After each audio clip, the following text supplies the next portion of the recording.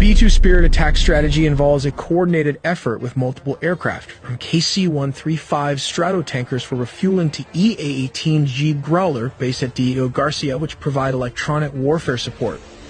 However, Iran's air defense system is highly capable and shouldn't be underestimated. Its robust network could still pose a threat, even to the stealthy B-2 Spirit. For a successful strike, the B-2 must ascend to a high altitude, using its stealth capabilities to evade detection before deploying bunker buster bombs. These powerful munitions can penetrate up to 60 meters, which translates to around 200 feet into the ground, effectively neutralizing hardened targets. More details all in the video ahead. The mission begins in the quiet hours before dawn at Whiteman Air Force Base in Missouri, where the B-2 Spirit prepares for a flight that will span continents. While the stealth bomber is capable of flying non-stop with aerial refueling, pilot fatigue is a major consideration.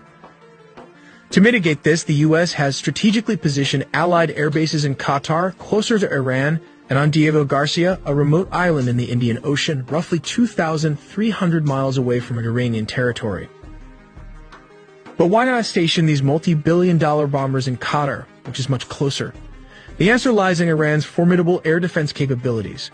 The country possesses Bayraktar 373 ballistic missiles and the highly advanced Russian S-300 missile system, both capable of inflicting severe damage.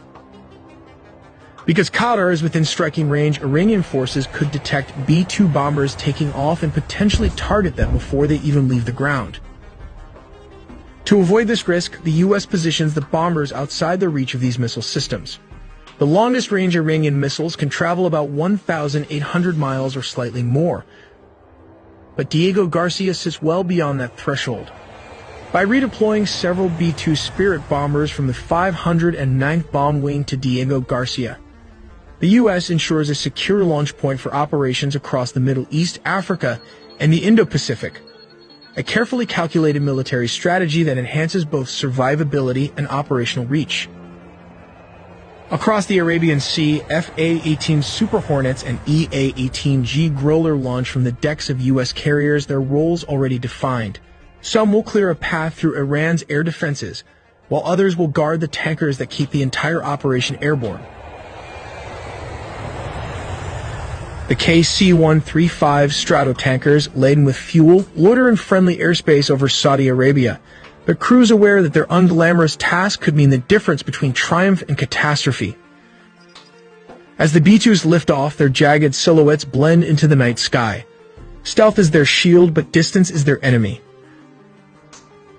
Hours into the flight, they rendezvous with tankers flying over the canal, gulping fuel midair as FA-18s circle protectively.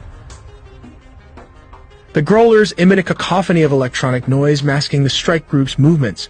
Meanwhile, in underground command centers, U.S. analysts watch real-time feeds ready to redirect forces if Iran's radars flicker to life. Crossing into Iranian airspace is no easy task. The B-2s must climb to an extremely high altitude, their routes meticulously plotted to avoid known missile sites. Below the landscape, a vast stretch of mountains and deserts offers little cover, but the bombers' radar-absorbing skin helps them slip past enemy detection. As the targets come within range, the crews face a critical decision: launch standoff missiles from hundreds of miles away or descend to drop bunker-busting bombs directly onto fortified sites. There are different bunker buster bombs of different caliber, but what sets it apart from the rest is this GBU-57, which is typically delivered by the B-2 Spirit stealth bomber. Due to the bomb's large size and weight, the aircraft can carry only 2 of these weapons in its bomb bay compartments. While it lacks thrusters, the weapon is equipped with 4 active lattice fins and a precision guidance system that enables it to glide accurately to its target using military-grade GPS. Constructed from a specially designed high-performance steel alloy, using its weight when falling under gravity to penetrate or dig itself up to 200 feet of underground soil or concrete. But it's not that easy. Iran's air defenses remain a formidable threat. MiG-29s and aging F-14s may not be cutting edge, but they can still be dangerous if they're lucky enough to intercept a B-2 stealth bombers. The stealth bombers have virtually no dogfighting capability, and Iranian ground controllers, struggling to cut through the electronic jamming, vector their fighters toward the incoming bombers. But the U.S. military has its own countermeasures. EA-18 Growler, flooding a ring in frequencies with static to disrupt communications and targeting systems. Confusion spreads, making it harder for enemy pilots to coordinate. If Iranian fighter jets manage to get close, the F-A-18s are waiting. Guided by airborne warning and control system aircraft orbiting safely offshore, they engage with long-range missiles, forcing Iranian pilots to either break off or face certain destruction. The B-2s will now be racing westward to avoid Iranian air defense system. Behind them, the sky churns with chaos. SAM sites reactivated in desperation unleash salvos that spiral harmlessly into empty air, duped by decoys. Growlers continue their electronic siege, while reserve F-18s surge forward to reinforce the retreat. Over Iraq, the bombers meet tankers again, gulping fuel as F-22 Raptors join the escort, their sensors scanning for threats the Iranians might yet muster. Let's take a look at how this works. Step 1. The bomb deployment platform. As previously mentioned, a B-2 stealth bomber flies at a very high altitude. When the aircraft reaches the designated location and the conditions are optimal, it releases the weapon. The bomb is designed for precision, and the deployment height plays a crucial role in its trajectory and effectiveness. Then step 2 comes the targeting precision. The bomb is outfitted with advanced guidance technology, including GPS and inertial navigation systems, which are military-grade satellites.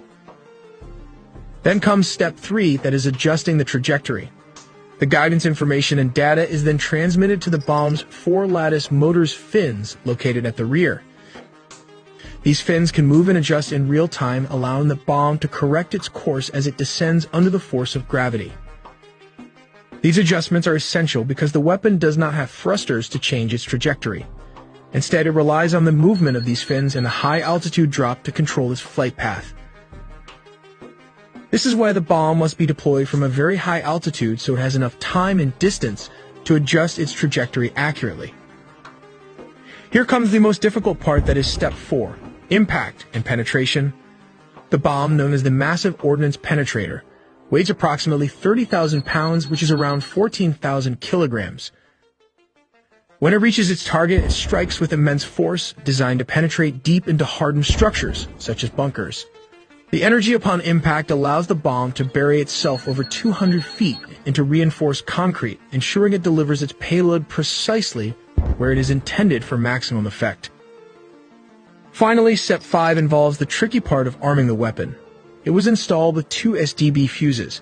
Double fuses are required as a backup. The first is for G-sensing and the second is the time delay fuse. Why the redesign was necessary, it was to ensure that the bomb could strike facilities buried beneath significant layers of hardened material. For this reason, the fuses are placed at the rear of the bomb to prevent them from being damaged.